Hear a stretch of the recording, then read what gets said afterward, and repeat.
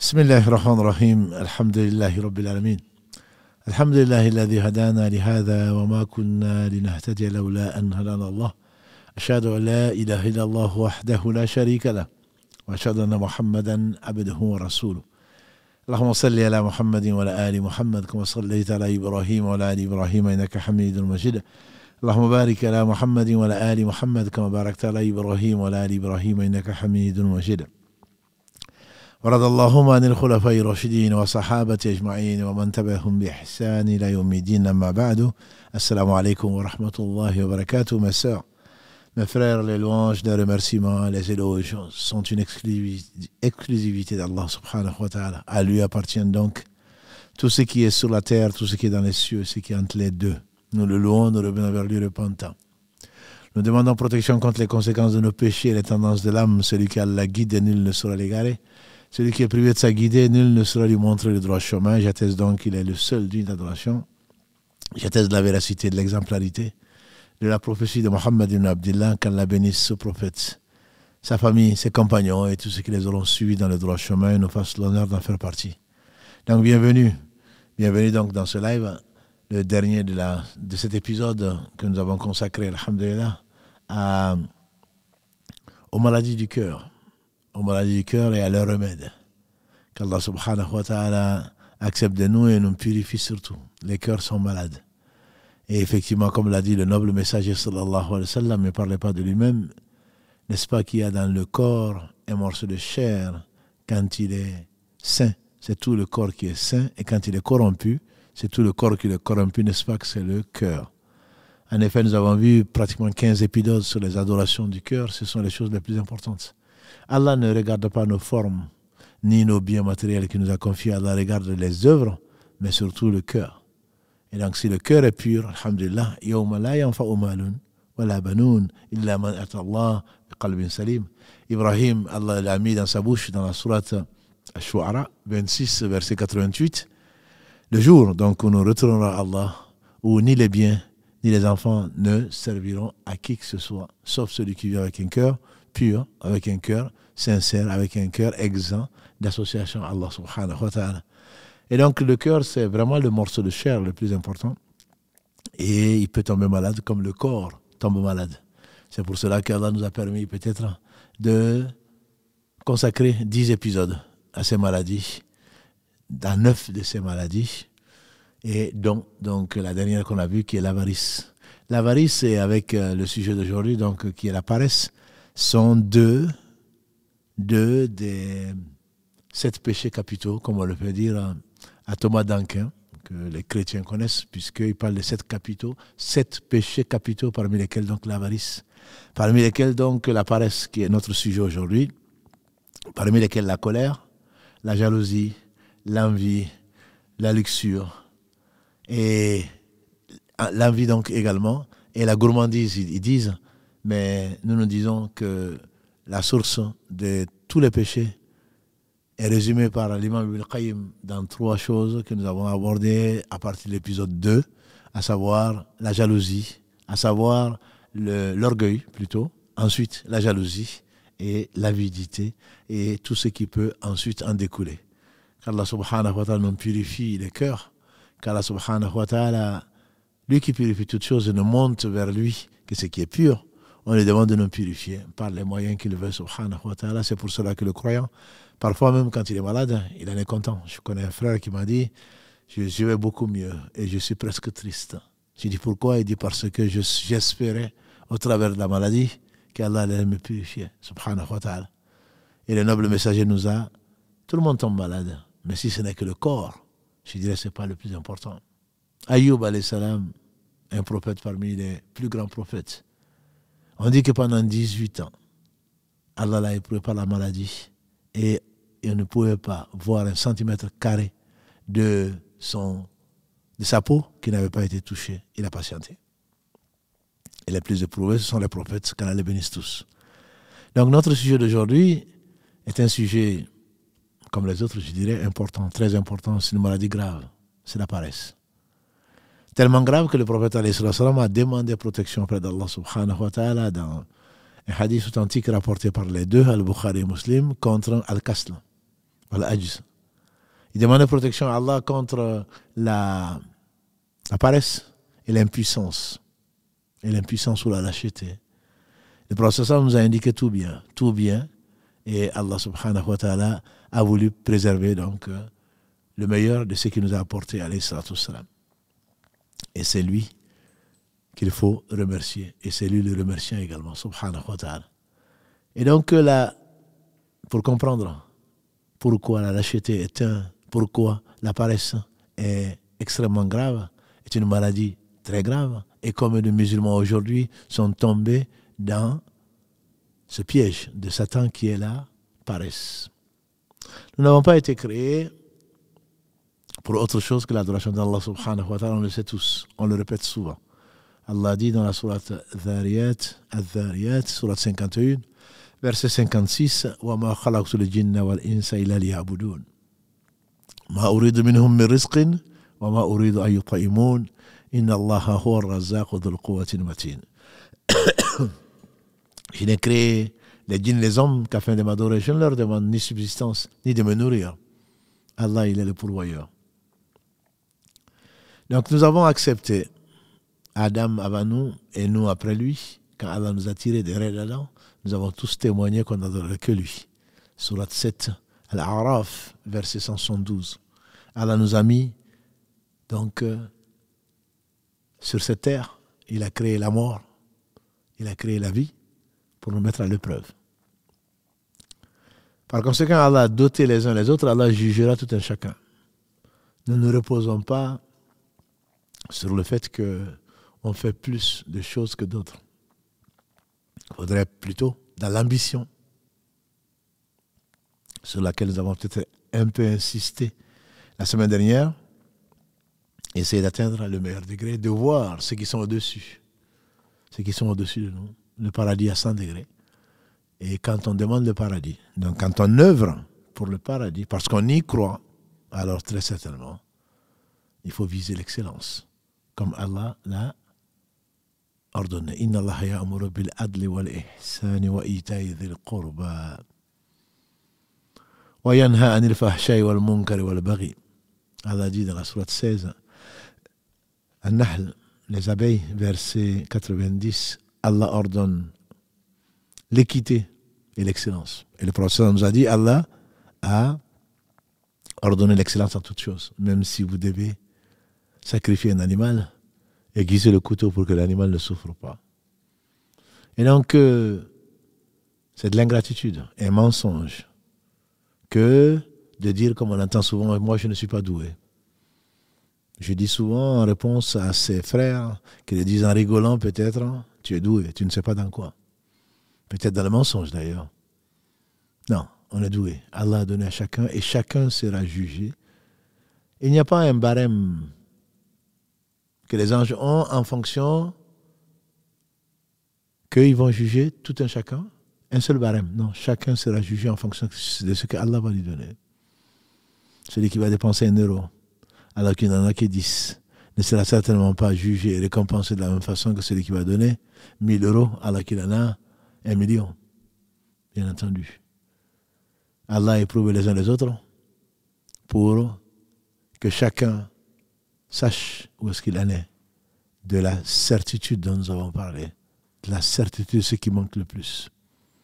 La certitude dans l'au-delà, la certitude de la récompense. Allah donc a équipé tout un chacun. Et celui qui n'a pas été équipé, ce n'est pas par manque d'amour, ce n'est pas par injustice. Tout ce qui nous a été donné par Allah, c'est par pure miséricorde. Allah n'est l'obligé de personne. Il ne faut pas l'oublier. Si Allah nous a donné ce qu'il nous a donné, c'est pas parce qu'il attend de nous autre chose que de l'adorer. Et il n'a pas besoin de notre adoration. Si les hommes et les djinns réunis avaient le cœur aussi pur que le plus pur d'entre eux, on pense à l'ange Gabriel, ceci n'augmenterait rien au royaume d'Allah subhanahu wa ta'ala et vice versa. Si on avait djinns et hommes réunis, le cœur le plus pervers, le plus corrompu, le pire des cœurs, on passe au cœur de Satan, ceci n'aurait rien enlevé au royaume d'Allah subhanahu wa ta'ala. Et donc c'est par pure miséricorde qu'il nous a donné l'islam, c'est qu'il donne aux gens qu'il aime. Qu'il nous a donné la foi, qu'il a embelli dans nos cœurs, qu'il nous a fait détester la désobéissance. Tel est notre Seigneur. Donc avec cet équipement, tu seras jugé. Tu seras jugé, qu'est-ce que tu as fait? Qu'est-ce que tu as fait de ton corps? Qu'est-ce que tu as fait de la science qu'Allah a révélée? Comment tu as eu ton argent? Comment tu l'as dépensé? C'est pour cela que les intelligents, ceux qui ont la foi et qui croyaient vraiment à l'au-delà, ils ont utilisé tout ce qu'ils avaient, et notamment le temps et la santé. Le prophète, que Dieu le bénisse, il a dit, Ni'amatan, deux bienfaits. Marboubun kathir minanas, échappe à beaucoup de gens. As-siha wal faragh, la santé et le temps libre. Le temps, c'est la vie, c'est même pas l'argent, comme disent les Anglais. Time is money, disent les Anglais. Non, moi j'aurais dit time is life. Le temps qui s'écoule une fois que tu es né, c'est le compte à rebours qui commence. N'as-tu pas vu que tu as déjà perdu, entre guillemets, combien de temps? Les meilleurs d'entre nous se sont précipités vers le bien. Le bien étant avant tout la connaissance d'Allah subhanahu wa ta'ala, puis de sa religion. C'est sur quoi tu seras interrogé demain. C'est ce qui te permet, ce qui te motive pour faire le bien. Mais si cette connaissance que tu as, ma soeur, que j'ai, que tu as, mon frère, que nous avons, ne nous permet pas de faire autre chose que de vivre au crochet des gens, que de rester devant la télé pendant combien de temps, que de rester devant les jeux vidéo et je ne sais quoi d'autre, alors on n'a vraiment rien compris, ou alors on se rapproche de la position des gens qui sont ignorants, ou alors des hypocrites, que Dieu nous en préserve. Un jeune homme connu qui a rapporté beaucoup de hadiths du prophète sallam et qui a un père encore plus connu, je vais parler d'Abdallah ibn Omar, qu'Allah l'agrée, ainsi que son père. Il a dit plutôt, un jour, je ne l'ai pas rencontré, j'ai demandé à Allah subhanahu wa ta'ala de nous les faire rencontrer, de nous rassembler tous au paradis. Il a dit, un jour, le prophète sallam m'a pris par l'épaule. Il a dit, jeune homme, sois dans ce bas monde comme un voyageur ou un passant. Bimankibati, le prophète m'a pris par l'épaule.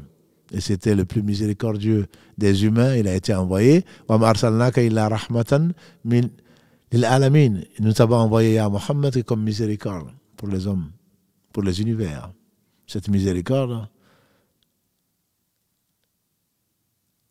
teintait tous ses actes. Sa façon de regarder, sa façon de parler, sa façon d'agir, sa façon de se taire. C'était par miséricorde.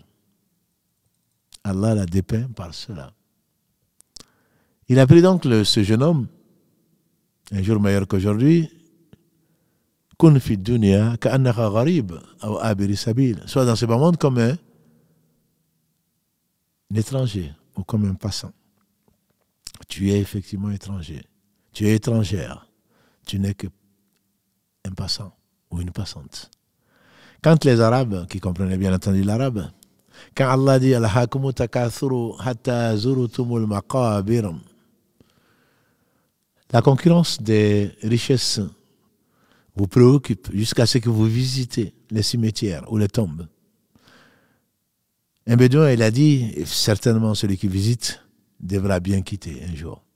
Vous visitez les tombes, ça veut dire que demain, on va être ressuscité.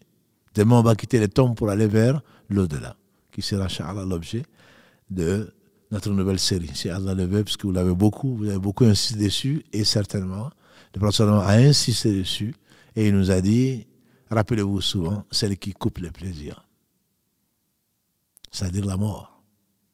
Il a dit également, si vous saviez ce que je sais, vous rirez peu, vous pleurerez beaucoup, et vous n'irez même pas à vos femmes. Vous allez sortir, et les cheveux ébouriffés dans la rue. Et donc, cette mort est certaine. Nous sommes tous d'accord dessus. Mais on reviendra, Inch'Allah, sur la question. Mais si tu es vraiment sûr de la mort, c'est que tu n'es qu'un passant sur cette terre. Nous avons eu des gens qui nous ont précédés. Il y a des gens certainement qui vont nous suivre jusqu'à ce qu'Allah hérite la terre et ce qu'elle contient, ça viendra.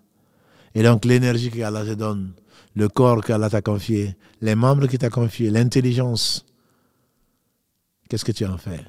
Tu les économises. Pourquoi? Pour les termites. Tu les économises pour quand? Pour quand tu seras mort? Non.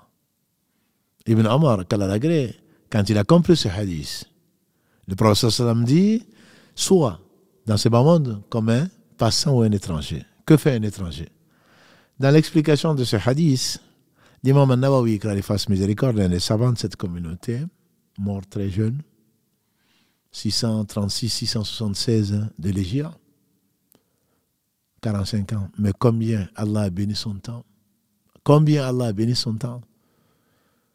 Je ne connais pas de mosquée où tu ne trouveras pas, même de musulmans croyants, qui ne lisent pas souvent les 40 hadiths ou Riyad al-Salihin. Allah a béni et tout ce que nous ferons, ça fait partie donc de ce qu'il a laissé après sa mort, une science qui est utile.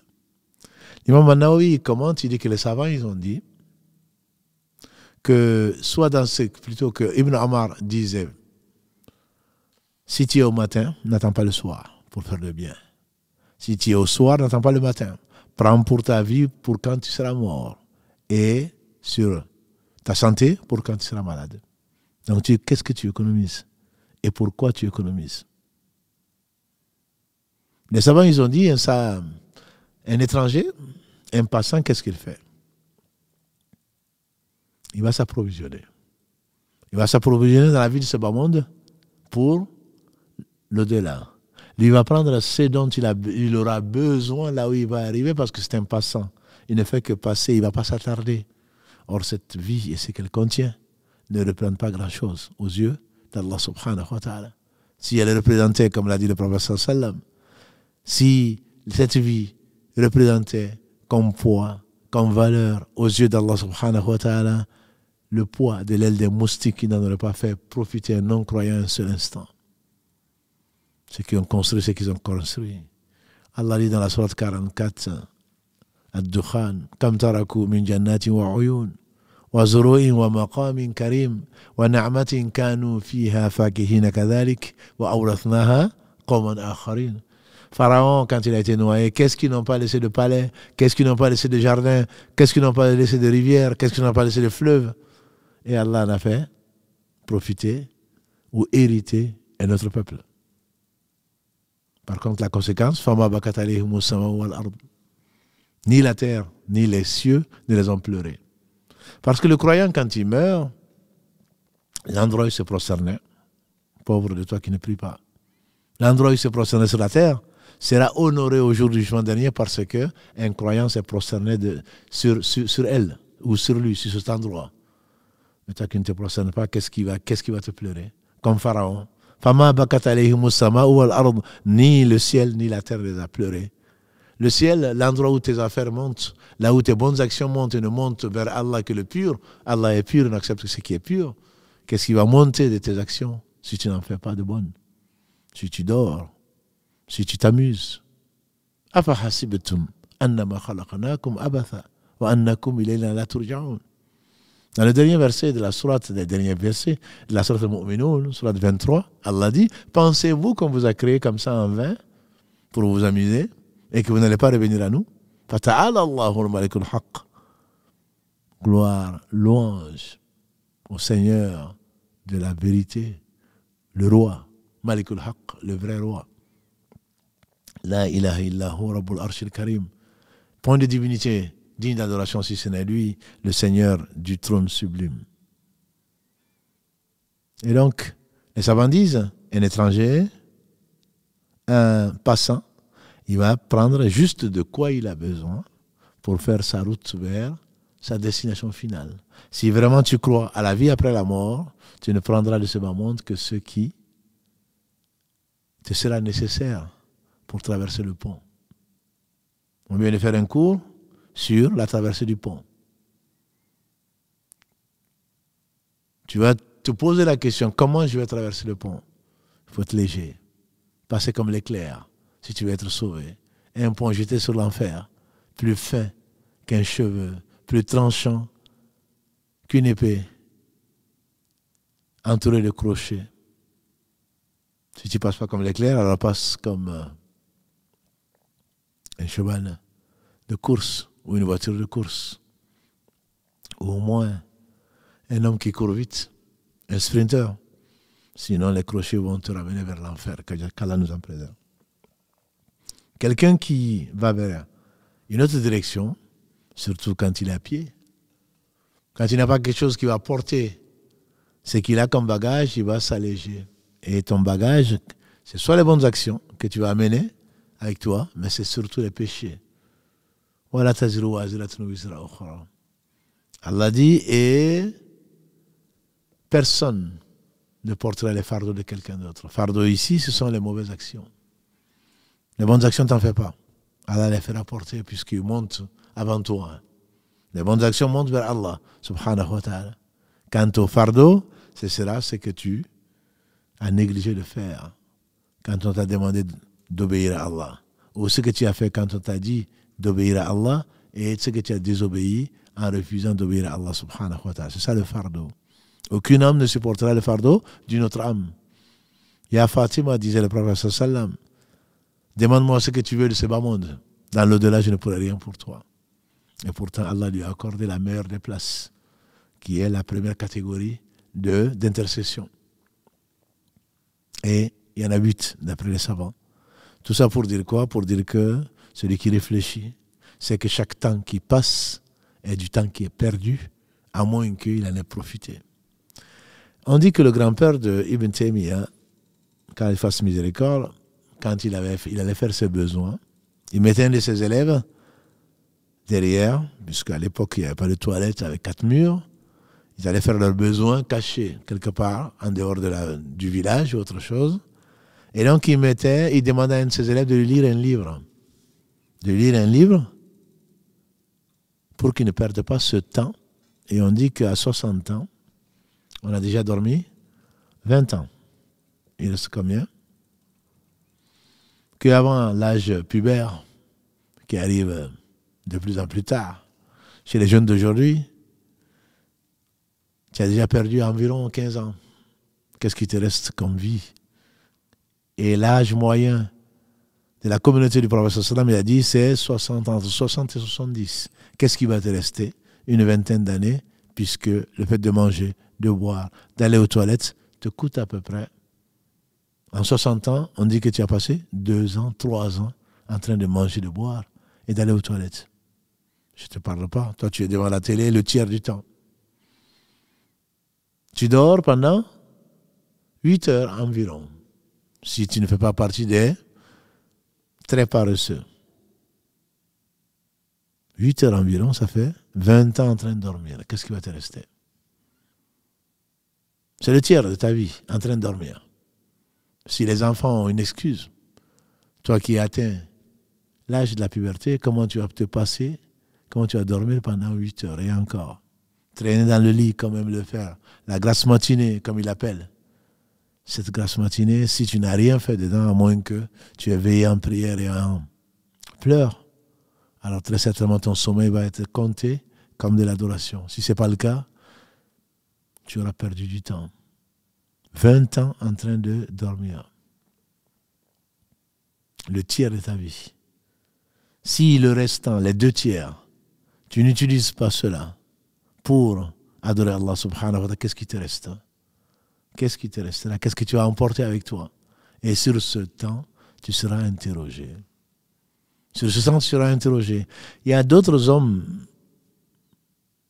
qui essayaient de réduire au minimum le temps du manger pour gratter, entre guillemets, pour gratter les 2 ou 3 ans, quand ils auront 60 ans, de manger et de boire. Il y en a qui ont décidé de ne boire que du liquide. On dirait aujourd'hui les produits fortifiants, entre guillemets, c'est le cœur qui devait fortifier. Puisqu'ils avaient soif, ils avaient faim, ils préféraient prendre des produits liquides pour gagner le temps de mâcher. Gagner le temps de mâcher. Toi, tu perds ton temps en train de discuter. Tu perds ton temps devant la télé en train d'absorber l'utile, le nuisible, le poison, en train d'absorber. Ou alors en train de tchatcher. Passer ton temps. Combien d'heures tu passes dans la journée en train de parler des autres? Et combien de temps tu passes dans la prière? Combien de temps tu passes à apprendre? Certainement, voilà le vrai perdant. Paresseux. Paresseux parce que installé devant ton fauteuil, en train d'écouter ou en train de voir, en train d'absorber les publicités à la télé et le reste, qu'est-ce que, à la fin de la journée, pose-toi la question, ou de la nuit, pose-toi la question, qu'est-ce que tu as gagné? Qu'est-ce que tu as gagné? Et qu'est-ce que tu as perdu? Fais le bilan de ta journée. Peut-être qu'Allah te veut du bien. Le muhasaba. Qu'est-ce que tu as fait de ta vie maintenant que tu as 30 ans, que tu as 40, que tu as 50 ans? Qu'est-ce que tu as fait de ta vie? Si vraiment tu crois au jour du jugement dernier. Le paresseux est quelqu'un qui vit. Oh. Il vit de ce que les autres lui donnent. Le paresseux a été défini par certains sur Google comme quelqu'un qui se repose avant la fatigue. Je me repose au cas où j'aurai besoin. Le paresseux, c'est quelqu'un qui vit au crochet des autres qui travaillent. Et cette communauté de Mohammed sallallahu alayhi wa sallam est la meilleure communauté, comme Allah le dit dans la sourate Ali Imran 3, verset 110. Kuntum khayra ummatin ukhrijat linas ta'muruna bil ma'ruf tanhauna 'anil munkar wa tu'minuna billah. Vous êtes la meilleure communauté suscitée pour les gens. Vous ordonnez le bien, vous interdisez le mal et vous croyez à Allah. Où est la place du paresseux dans ça? Celui qui sort le matin à la recherche d'un travail halal, d'un travail licite, et qui revient sans avoir trouvé du travail, tous ses péchés lui sont pardonnés. Tous ses péchés lui sont pardonnés. Un jour meilleur qu'aujourd'hui, le meilleur des hommes est rentré dans une des meilleures mosquées, qui est la sienne, celle de Médine. Il trouvait toujours un homme. Il dit, mais qui nourrit cet homme-là? On a dit, c'est son frère qui travaille. Il a dit, son frère est meilleur que lui. Son frère est meilleur que lui. Et il nous a enseigné, alayhi salatu wassalam, la main qui donne est meilleure que la main qui reçoit. La main qui est au-dessus est meilleure que la main qui est en bas, qui est dessous. Toi, tu tends la main. Dans ce monde de consommateurs, on est devenu quoi? On dit qu'il y a 2 milliards peut-être de musulmans. Il y a combien de milliards de consommateurs? Un musulman est un producteur. Un musulman n'est pas qu'un consommateur. La consommation, on n'en prend que le minimum. Le prophète a dit, nous sommes un peuple qui ne mange que quand il a faim et qui ne boit que quand il a soif. Et donc qui passe son temps dans l'adoration. Dans ce cas, même ton sommeil devient de l'adoration. Parce que tu as en vue l'au-delà. Parce que tu cherches le halal. Mais la paresse intellectuelle va t'amener à inventer des choses plutôt que de passer du temps à rechercher ce qui va être utile. On reviendra sur ce hadith, Inch'Allah. Tu vas chercher comment arnaquer les gens. Comment passer. Tu vas être oisif. L'oisivité n'est pas une caractéristique du croyant. Comment se fait-il que tu acceptes, que tu déshonores, que tu acceptes de vivre de sadaqa des gens? Vous savez, le prophète, alayhi salam, parmi les gens qui n'ont même pas droit à la zakat, dont nous avons parlé, les 8 bénéficiaires, Allah les a éprouvés. Le pauvre, le démuni, celui qui est endetté, etc., etc. Tu n'es pas dans ces cas. Celui qui demande, alors qu'il n'est pas dans le besoin, soit pour payer une dette, soit pour se nourrir, ou pour se marier, ce qu'il a dans les mains, c'est des braises de l'enfer, qu'Allah nous en préserve. Des braises de l'enfer. Comment cette communauté de Mohammed, sallallahu alayhi wa sallam, vaillante, peut-elle être caractérisée par les ennemis de Dieu, ennemis d'eux-mêmes, en Europe comme étant les assistés? On se plaît dans l'assistanat. Je ne parle pas des gens qui sont éprouvés, handicapés, ou qui ne peuvent pas travailler avec leur voile, ou qui ont été empêchés injustement de faire ceci et cela à cause de leurs convictions. Je ne parle pas de cela. Allah a voulu, et on reviendra, Inch'Allah, sur le rôle de tout un chacun dans la famille en islam. Allah a voulu charger l'homme que tu prétends être de subvenir à tous les besoins de sa famille. Comment tu vas obliger? Toi, tu dors jusqu'à quelle heure? Pour te laver ensuite et aller dans un café, tuer le temps, comme on appelle ça. Ou alors rester dans le lit. Ou alors, ses séries préférées. Et c'est la femme qui sort pour aller dans des conditions parfois exécrables, dans des conditions extrêmement déshonorantes, dans des conditions très difficiles. et ensuite venir s'occuper de ses enfants, etc. Non, ce n'est pas mon rôle. Moi, je suis un homme, je ne m'occupe ni de la cuisine, ni de ceci, ni de cela. Et tu vas vivre de ta location. Je parle des hommes. Je parle de mes frères. Alors, tu vas jouer au loto, ou tu vas jouer à la loterie, les jeux de hasard, puisque tu n'es pas courageux, puisque tu t'investis pas, tes efforts, tu les économises, forcément, tu vas passer ton temps à réfléchir comment arriver à gagner de l'argent au détriment, en trichant les gens ou en se basant sur les jeux de hasard. Comment je vais faire pour voler? Comment je vais faire pour faire des casses? Comment je vais faire pour détruire la raison des gens avec la vente de drogue? Ou juste un guetteur qui va gagner bien plus que le SMIC presque en un jour peut gagner plus que ce que des gens qui travaillent matin, midi, soir, des jours, des semaines, voire des mois. L'argent facile. Et tu dis croire à Allah. Et surtout, quand on te voit, on te prend pour un ambassadeur. Voilà les musulmans, ceux qui sont, ne serait-ce que pour cela, mon frère. Tu ne dois pas salir l'image de l'islam, qui est une si belle religion, qui n'est pas la tienne, certes. Mais Allah t'a fait cette faveur de mettre la foi dans ton cœur, de croire en lui. Et au jour du jugement dernier, quand on te voit, dans un pays à majorité musulmane, on dira un tel X, lambda. Mais dans un pays où les gens ne connaissent pas l'islam, parce qu'ils l'auraient tous certainement adopté, ton comportement est vu comme ce que l'islam enseigne. Comment tu vas faire passer les musulmans pour des paresseux? Ne serait-ce que ça. Qu'est-ce que tu vas dire à ton Seigneur, subhanahu wa ta'ala? Qu'est-ce que nous a dit le noble messager, sallallahu alayhi wa sallam?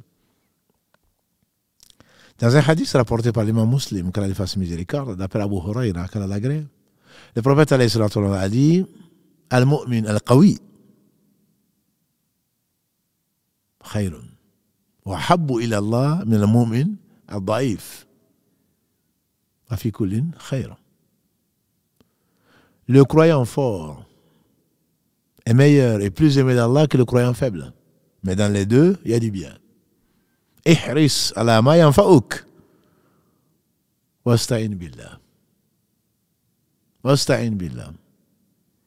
Persévère, sois déterminé, sois résolu dans ce qui t'est utile et demande l'aide d'Allah subhanahu wa ta'ala. Ça, c'est la première partie du hadith rapporté par l'imam Muslim. Le Cheikh Saadi, qu'Allah lui fasse miséricorde, il dit, en commentant ce hadith, dans les 99 hadiths concis, il dit, c'est la concision du discours du prophète sallallahu alayhi wa sallam, une des 5 choses que Allah lui a données, qu'il n'a donné à aucun autre prophète, la concision du discours. Allah a envoyé Muhammad sallallahu alayhi wa sallam comme le meilleur des hommes et à toute l'humanité, contrairement aux autres prophètes qui ont été envoyés à leur seul peuple, bien qu'ils soient valeureux. Ce sont les meilleurs hommes que la terre a portés. Allah a donné au prophète sallallahu alayhi wa sallam la constitution du discours. Allah a donné au prophète sallallahu alayhi wa sallam la permission de prendre du butin, ce que les autres n'ont pas eu. Il faisait le combat pour Allah subhanahu wa ta'ala et seul le sincère était récompensé puisque on ramassait tout le butin et on lui mettait le feu. On retournait qu'avec la satisfaction d'Allah et sa récompense qui était assurée. Allah a fait de la terre, toute la terre, une mosquée, un lieu pour prier et tu vas te trouver des excuses. Alors que les autres peuples avant, ils étaient obligés de venir dans leur mosquée, entre guillemets, dans leur lieu de prière. Toi, ou que il a rajouté alayhi salam, ou que la prière vous trouve, faites-la. Toute la terre est mosquée pour nous. Et enfin, Allah a mis dans le cœur des ennemis de Dieu la frayeur, à Ru'b. À un mois de marche, quand ils entendaient parler de Muhammad sallallahu alayhi wa sallam, ils ne savaient plus où se tenir. Voilà 5 choses qu'Allah a donné au prophète, notamment donc, la constitution du discours qui nous intéresse aujourd'hui. Il a dit le croyant fort est mieux et plus aimé d'Allah que le croyant faible. Ça suppose qu'ils sont croyants. Même parmi les croyants, Allah préfère, Allah aime les croyants forts. Allah les aime plus que le croyant faible. Qu'est-ce que c'est que le croyant fort? Le croyant est fort avant tout avec sa foi. La foi que Allah lui a donnée, à laquelle il tient plus qu'à la prunelle de ses yeux. Le croyant fort, que ce soit intellectuellement, que ce soit financièrement, que ce soit de tout point de vue, le bon comportement, c'est quelqu'un qui cherche l'excellence, le croyant fort. Il adore Allah comme s'il le voyait. Parce qu'il sait que s'il ne voit pas Allah, Allah le voit. Le croyant fort, il est celui-là, il est au service des autres. Le plus aimé d'Allah subhanahu wa ta'ala, ce sont les gens qui sont au service des autres. Et là, le paresseux, c'est l'inverse. Les autres sont à son service ou alors il croit tromper les autres. Si tu n'as aucune excuse pour ne pas travailler et que tu vis, même chez tes parents, je parle encore des hommes qui sont obligés de gagner honnêtement leur vie pour nourrir leur famille. Les femmes qui travaillent dans les conditions qu'Allah a définies peuvent bien entendu aider, mais ne sont pas tenues à cause de la force qu'Allah a donnée aux hommes qu'il n'a pas donnée aux femmes. La force, je parle d'une force physique, souvent qui déterminait en tout cas le revenu. Aujourd'hui, il y a bien entendu la force intellectuelle. Mais le croyant fort intellectuellement, le croyant fort financièrement, bien entendu avec les conséquences de mettre ce qu'Allah t'a confié financièrement, de payer la zakat, donner le droit du pauvre et également de dépenser matin et midi et soir pour l'au-delà, l'investissement durable et garanti dont nous avons parlé. Le croyant fort est mieux et plus aimé d'Allah. Qu'est-ce qu'on recherche si ce n'est pas l'amour d'Allah? Plus aimé d'Allah, ça veut dire plus rapproché d'Allah. Et ça prouve, entre autres, que l'amour est un attribut d'Allah subhanahu wa ta'ala et qu'Allah nous aime. Et comme on le sait, quand Allah aime quelqu'un, il appelle l'ange Gabriel à Jibril, alayhi salam, aime un tel et Allah, et Jibril va l'aimer puisqu'il ne peut même pas désobéir. Jibril va descendre dans les cieux, il va dire aux anges, Allah aime un tel, aimez-le, ils vont l'aimer, puisqu'ils n'ont pas de volonté propre. Et les anges vont descendre sur la terre, et dans la mer, et sur la mer, pour inspirer l'amour de la personne qu'Allah aime à toute créature. Quand on a combattu le prophète sallam, on reconnaissait, on l'aimait intérieurement parce qu'on reconnaissait que c'était le plus parfait d'entre eux et le meilleur d'entre eux. Le croyant faible, quand on parle de faible, on parle de faiblesse surtout de foi. Il ne s'agit pas de faiblesse matérielle, mais si effectivement il devient paresseux, il reste croyant, à condition bien entendu qu'il fasse le minimum. Celui qui prétend croire, Allah décrit les hypocrites qu'Allah nous en préserve. Leur sort en disant qu'ils sont kusala, raoun ananas, aninas.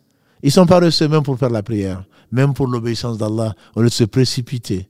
Allah nous parle de concours. Wasari'u ila maghfiratin min rabbikum wa jannatin arduha as-samawati wal ard uiddat lil muttaqin. Précipitez-vous, concourez à un paradis plus vaste que les cieux et la terre, qui est réservé aux gens au pieux. Le prophète dit ici, après le hadith, ihris ala ma yanfa'uk. Ihris ala ma yanfa'uk. Précipite-toi, sois déterminé, sois résolu dans ce qui t'est utile. Qu'est-ce qui t'est utile dans cette vie? La science. Allah a donné mal'ouna. Mal'oun ma fiha illa dhikra Allah wa ma wala wa aliman wa muta'alliman. Ce monde n'est-il pas maudit? Maudit ce qu'il contient, sauf le rappel d'Allah et ce qui peut y être assimilé.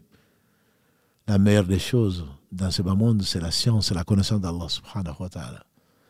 Et grâce à Allah, au travers des moyens qu'il nous a laissés aujourd'hui surtout, il y a vraiment de quoi s'occuper.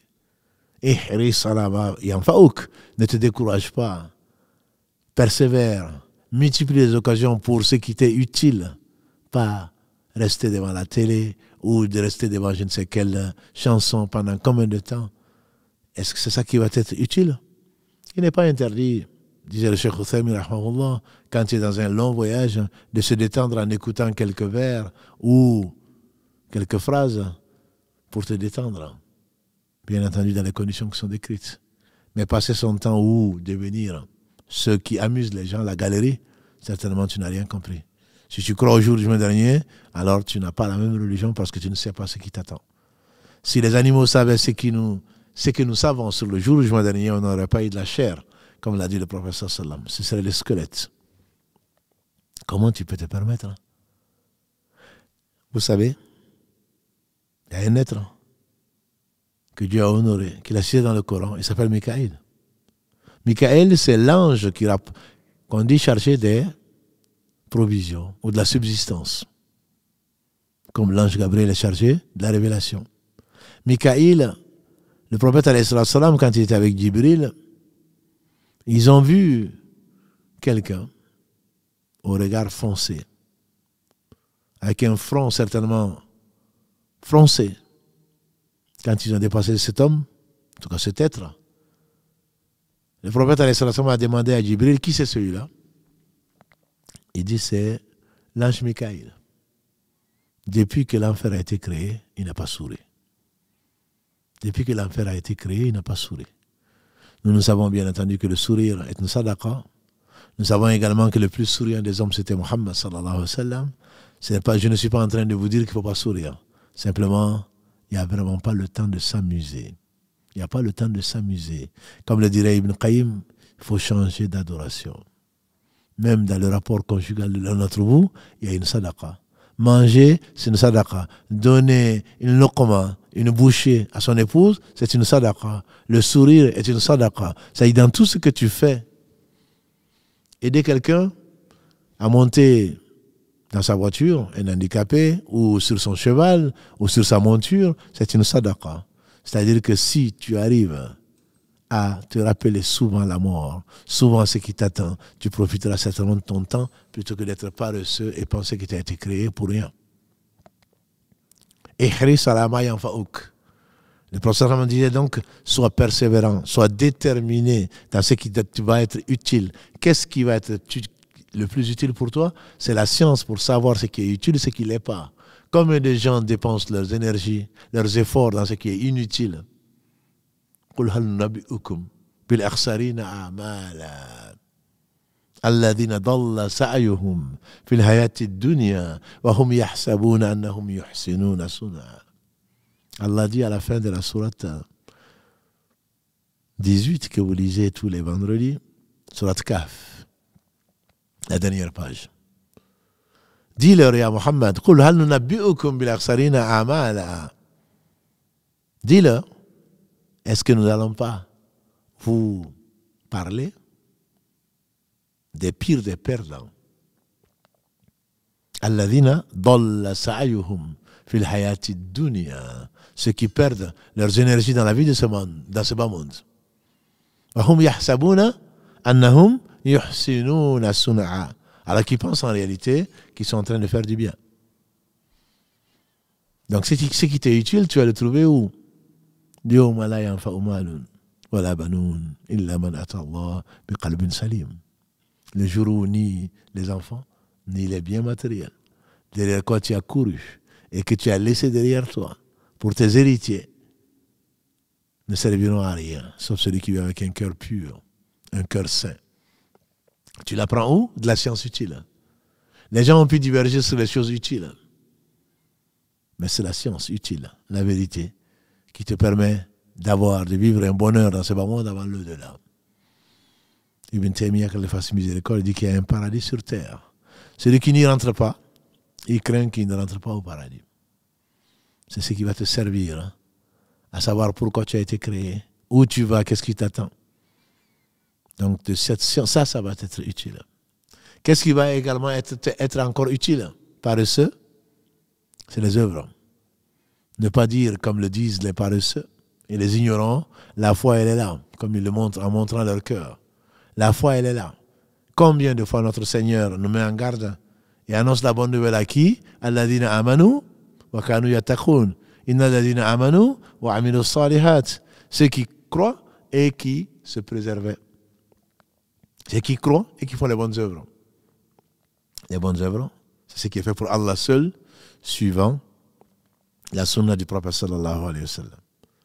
C'est pas en dormant que tu vas faire de bonnes œuvres, sauf si tu as adoré Allah avant de dormir et en te couchant pour te reposer, pour te réveiller, pour à nouveau adorer Allah. C'est ce qu'on appelle le fait de changer donc les formes d'adoration, parce que l'âme Toujours à prier, toujours à gêner, ça fatigue l'âme, l'habitude. Ça devient une seconde nature.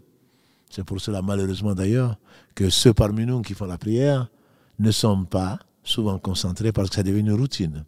Sauf ceux qui trouvent, à l'exemple du prophète sallam, du bonheur, du plaisir dans leur prière. Parce qu'ils savent devant qui ils sont. Ils ont été honorés par Allah qui dit « Levez le voile, mon serviteur s'adresse à moi. » Et quand tu lui parles, Allah te répond. Celui qui est conscient de cela, chaque prière est nouvelle.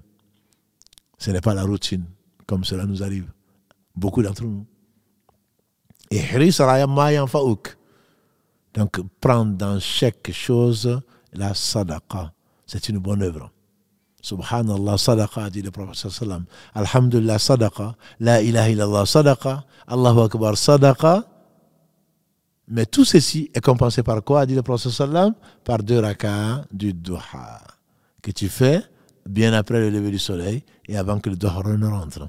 Les 2 rak'ahs que tu fais, il a dit, servent à compenser chaque articulation, chacune des 360 articulations du corps humain, a dit le prophète sallam, il n'est pas sorti de l'école de médecine.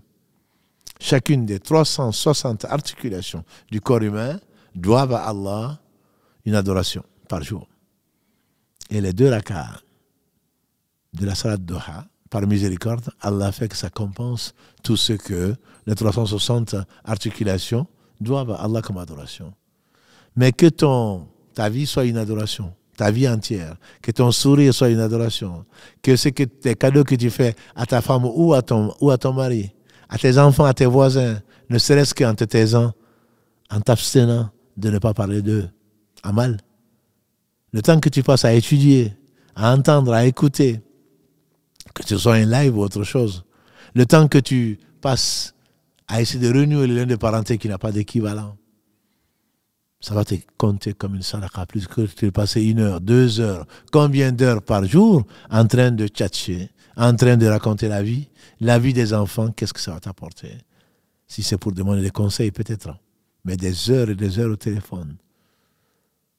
Nous n'avons pas été créés pour cela. On a demandé à un homme pourquoi il était si silencieux, pourquoi il ne parle pas.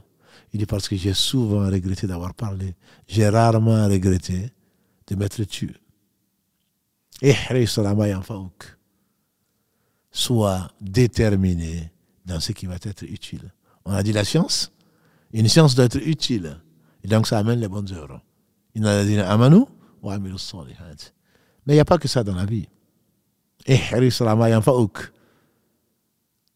Fais donc déterminer dans ce qui va être utile. Et utile, de quoi chercher à manger, de quoi chercher à boire, et surtout de se mettre au service des autres. Et ceci a échappé aux paresseux. Il pense avoir gagné quelque chose, en fait il a tout perdu. Tu n'as gagné que ce qui t'a été utile, c'est-à-dire qui te sera utile demain. Ce que tu auras investi de ton temps, de ta personne pour demain. Et pas ce que tu t'es réservé et encore. Certains pensent ne pas être paresseux en ne travaillant que pour eux-mêmes. En réalité, celui qui a nourri un être vivant, quelqu'un a donné de quoi manger ou boire à un chien. Il a demandé au prophète, est-ce que je suis récompensé par ça? Le prophète, il a dit, dans toute chose que tu donnes à un être vivant, c'est une sadaqa. Le plus utile, le meilleur, c'est celui qui est le plus utile aux hommes. Et je dirais aux créatures, animées en particulier. Ce que Allah aime le plus, c'est ceux qui sont au service. N'as-tu pas vu que Allah n'a pas cessé de déverser sa miséricorde sur les univers depuis qu'il a créé? Et ceci ne représente bien entendu que 1/100 sa miséricorde. Le meilleur d'entre nous, c'est celui qui est le plus utile aux autres. Ce n'est pas celui qui exploite les autres. La paresse, que Dieu nous en préserve, est une vraie maladie, un mal. Tu te crois intelligent alors que c'est l'inverse. Fais des études ou pas. C'est là où tu es doué, mets-le au service des gens, que tu sois boulanger, que tu sois caissière, que tu sois ménagère, sers les gens pour gagner quelque chose d'utile. Celui qui ne cherche pas, a dit le prophète sallam, ne cherche pas l'origine de ce qu'il fait rentrer dans son ventre, Allah ne cherche pas par quelle porte de l'enfer, il y en a 7, par quelle porte de l'enfer le faire tomber dans l'enfer. Donc, gagner licitement sa vie, c'est quelque chose qui t'est utile. Puisque si Allah l'avait voulu, on serait des anges qui ne mangent pas, qui ne boivent pas, qui n'ont même pas de pulsions sexuelles, qui sont asexués. Toi, tu as été créé justement pour qu'Allah subhanahu wa ta'ala, par toi, peuple la terre. Pour que demain, le prophète sallam soit fier du nombre de sa communauté, d'adeptes de sa communauté. Tu n'as pas été, si Allah avait voulu, on n'aurait pas eu besoin de manger, ni de boire, ni de quoi que ce soit. Si Allah a créé ce besoin, c'est pour que chacun d'entre nous soit témoin et que Allah recrute des témoins. Et donc, la paresse, tu penses être intelligent, c'est le contraire. Ta vie est en train de partir comme un seau, même pas troué, un seau que tu renverses. Même pas troué.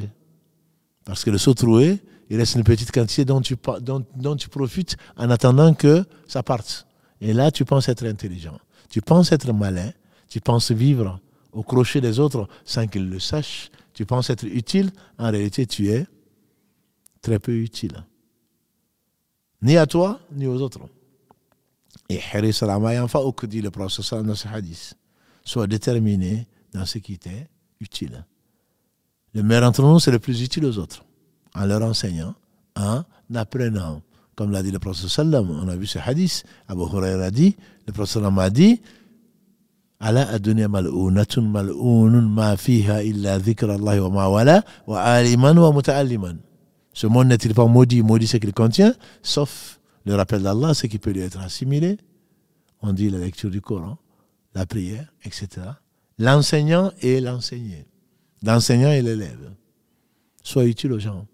Le plus utile d'entre nous, le meilleur d'entre nous, c'est le plus utile. On dit que le prophète alayhi salam un jour est sorti en expédition et il voulait manger. Ils ont sacrifié un animal. Et chacun a dit, moi je vais prendre ceci, moi je vais faire ça. Il dit, moi je vais chercher le bois. Parce que le meilleur d'entre nous, c'est celui qui est au service des autres. Et les prophètes sont les meilleurs d'entre nous. Ils sont au service des autres. Ils ont enseigné le bien que Allah leur a révélé. Et Hiris al-Ama yanfa'uk. Quand tu es dans une position, vois est-ce que c'est vraiment une position qui t'est utile ou surtout utile aux autres. Au point que, entre le fait d'être utile aux autres et à soi-même, les savants ont préféré être utiles aux autres. Abdallah ibn Abbas, qu'Allah l'a agréé, un jour meilleur qu'aujourd'hui, dans un endroit meilleur qui est la mosquée du prophète sallallahu alayhi wa sallam, il était assis quand il a vu un homme triste. Il faisait l'i'tikaf à la fin du Ramadan. Et l'i'tikaf, Allah seul, c'est la retraite spirituelle, combien Allah l'aime. C'est une sunna mu'akkada du prophète sallallahu alayhi wa sallam qu'il a toujours fait depuis qu'Allah a révélé qu'il y avait une nuit bénie meilleure que 1000 mois. Ibn Abbas était assis dans la mosquée du prophète sallallahu alayhi wa sallam, il a vu un homme triste. Il a demandé, qu'est-ce que tu as? Il dit, je suis endetté et je ne sais pas comment payer mes dettes. Il s'est levé, il a pris son par-dessus. L'homme lui dit, mais cousin du prophète sallallahu alayhi wa sallam, tu oublies, tu vas sortir alors que tu as fait vœu de rester. Donc l'i'tikaf, de rester dans la mosquée. Il a dit non, j'ai entendu le prophète sallallahu alayhi wa sallam dire ceci et cela.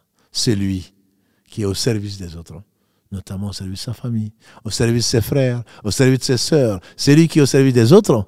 C'est bien mieux que le fait de rester dans la mosquée du prophète sallallahu alayhi wa sallam en train de prier et en même temps en train de jeûner. Chef de famille, tu te veux chef, tu te veux homme parce que tu dis que tu es le chef. Le chef, ça se voit, c'est celui qui est au service des autres. Un chef de famille ne doit pas dormir, il doit être le dernier à se mettre au lit, il doit être le premier à se réveiller. Comment tu peux être chef de famille et que tu dors, que ton épouse te réveille pour prier et que tu dis laisse-moi dormir? Quand tu ne sais pas tes enfants, ne vois-tu pas que Allah a mis 5 moments dans la journée pour te tirer de ta torpeur, de ta flemme journalière? Ne vois-tu pas que Allah veut que tu sois plus adorateur, entre guillemets, que le soleil, en toi que tu prétendes, avant le lever du soleil, à l'aube, pour que tu te mettes à prier à Allah, que tu commences très tôt.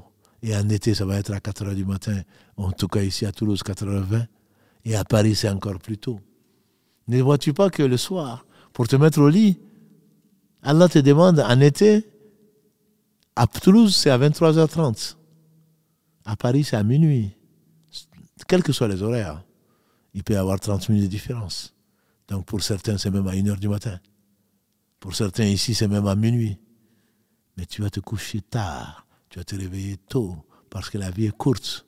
Si tu as vécu 950 années comme nous, alayhi salam, ça ne te suffira pas. Ça ne te suffira pas. Comment alors tu peux, en tant que quelqu'un d'intelligent, perdre ton temps à parler de choses et d'autres, ou à dormir, ou à rester devant des choses qui ne sont pas utiles? Je pensais parler de beaucoup plus que ça, mais alhamdulillah, l'heure est presque arrivée. Mais alors, la fin du hadith, c'est quoi? Quand une chose arrive, ne dis pas là où kanat hakada wa hakada, ne dis pas si il était arrivé, si il y aurait eu ceci ou cela. Plutôt dis qadar Allahu ma sha'a fa'al.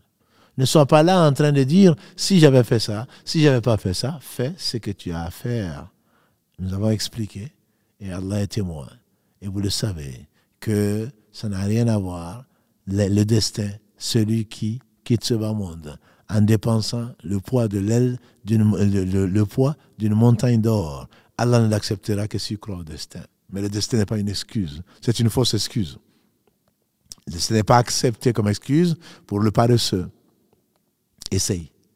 On dit que le prophète sallam, pour que Allah nous ouvre, leur ouvre plutôt la porte de Yathrib, de Madina, on dit qu'au cours de la même foire, il a visité 14 tribus. Ce n'est que la 15e fois qu'Allah l'a fait rencontrer les Haus et les Khazraj. Plutôt, la première fois, ce sont les Khazraj seulement. L'une des deux tribus arabes de Médine. Et l'année d'après, à Aqaba, il a rencontré les deux Haus et les Khazraj qui sont venus à sa rencontre lors de la foire. Il se serait arrêté la 10e fois. Nous, on aurait dit, non mais Allah sait que j'ai essayé 10 fois. Non. Il a dit également, alayhi salatu wassalam, il ne parlait pas de lui-même, si tu vois l'ange qui est chargé de souffler dans la trompe pour la fin du monde, tu le vois, il a enfourché la trompe pour souffler pour que ce soit la fin du monde. Et que tu as dans ta main des graines pour planter, alors plante-les. Alors plante-les. Ça veut dire quoi? Tu n'attends pas, bien entendu, d'avoir un arbuste, d'avoir une plante, un arbuste, un arbre, et encore moins des fruits. Mais parce que tu seras récompensé pour ce que tu auras essayé. Allah ne nous juge pas, ne nous récompense pas en fonction de ce que nous faisons, de ce que nous avons réussi à faire. N'as-tu pas vu, et ce sera peut-être le dernier mot, au jour du jugement dernier, quand on a montré des umam au prophète sallam, il a vu une grande masse. Il a dit, voilà mon peuple. Et les anges lui ont dit non, ça c'est le peuple de Moïse, alayhi salam. Mais regarde plutôt au loin, il a vu une masse nombreuse, qu'Allah nous compte parmi ceux-là. Voilà ton peuple parmi lesquels il y aura 70 000 qui rentreront au paradis sans rendre des comptes. Comment un paresseux peut espérer ça? Mais ce que je voulais dire, il dit, j'ai vu les groupes, j'ai vu des prophètes avec quelques-uns, et j'ai vu un prophète avec lui, personne. Donc tu ne seras pas jugé sur ce que tu as réussi, tu seras jugé pour ce que tu as tenté. Un paresseux, il ne tente rien. Et le proverbe ne dit-il pas, qui ne tente rien n'a rien. Qui ne tente rien n'a rien. Il faut tenter tant que c'est utile, tant que c'est permis. Tu tentes jusqu'au dernier moment de ta vie et Allah te récompense pour chaque fois. N'as-tu pas vu le hadith d'Ibn Abbas qu'Allah a ainsi que son père? Allah, dans sa miséricorde, a prescrit aux anges, quand mon serviteur veut réaliser une chose qui est licite et qu'il arrive à la faire grâce à moi, alors certainement, je le récompense de 10 à 700 fois.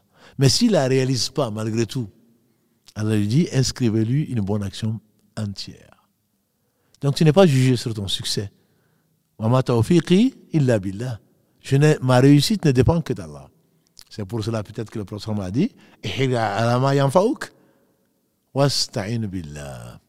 demande l'aide d'Allah.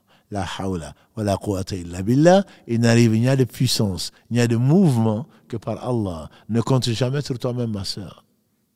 Non, moi j'ai le bac.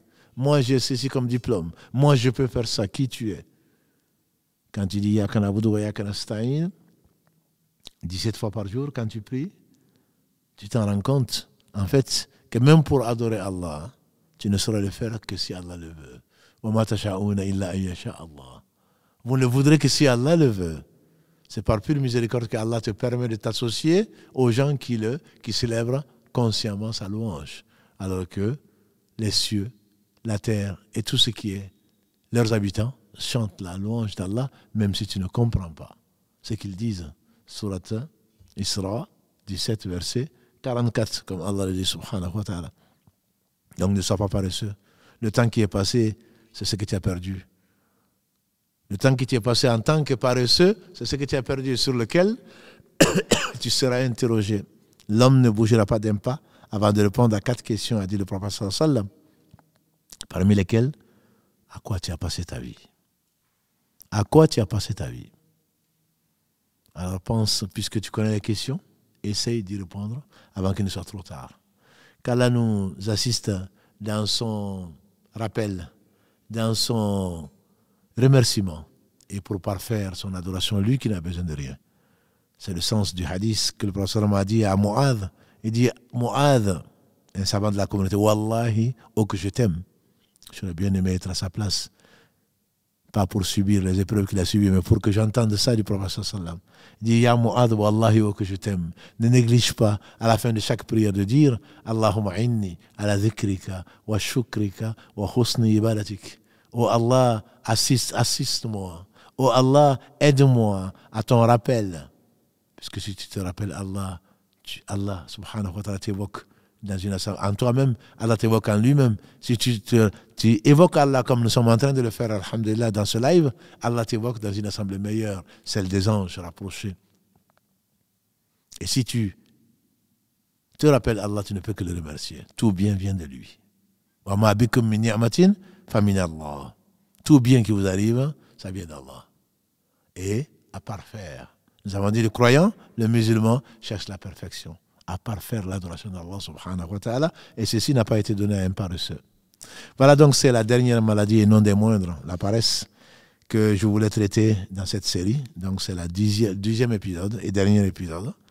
Et vous pourrez le trouver, bien entendu, donc ce live comme les autres, grâce à Allah, au travers du travail magnifique que le frère Karim n'arrête pas de faire, prier pour lui, barakallahu fi, et que vous pouvez trouver sur notre site également, donc sur notre site plutôt, que vous pouvez trouver également donc sur YouTube, sur notre chaîne. Et ceux et celles qui sont sur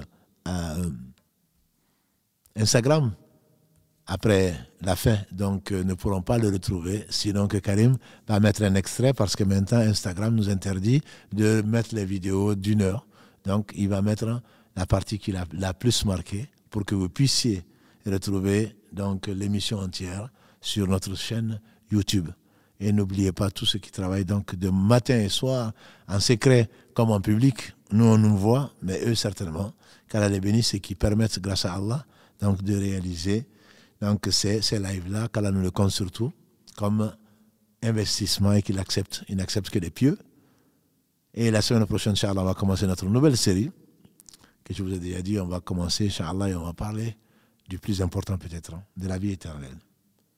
Qu'Allah bénisse Mohammed, par lequel Allah nous a apporté tout le bien.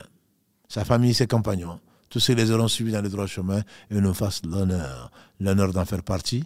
Qu'Allah nous préserve de la paresse, de la lâcheté, de la domination des hommes, et que la vie ne soit pas notre souci principal, que l'au-delà soit notre souci principal, qu'Allah nous agrée et qu'Allah nous facilite son agrément. سبحانك اللهم وبحمدك أشهد أن لا إله إلا أنت أستغفرك وأتوب إليك سبحان ربك رب العزة عما يصفون والسلام على المرسلين والحمد لله رب العالمين والسلام عليكم ورحمة الله وبركاته.